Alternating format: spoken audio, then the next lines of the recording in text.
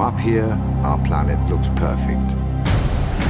It's only when we look more closely that we start to see some of the results of our consumption.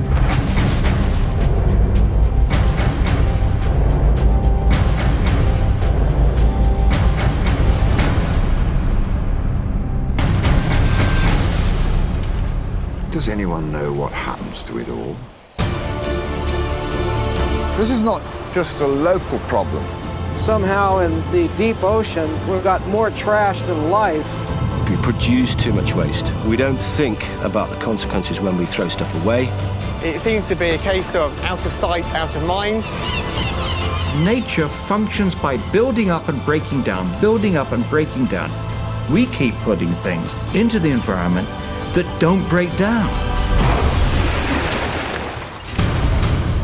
Everyone in the population today has these chemicals in their bodies.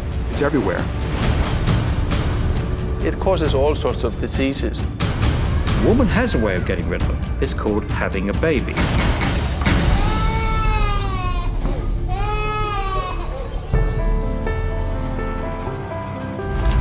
We did it with smoking, the smoking ban. We did it with seatbelts and wearing seatbelts. We did it with drink driving, actually, when that became unacceptable.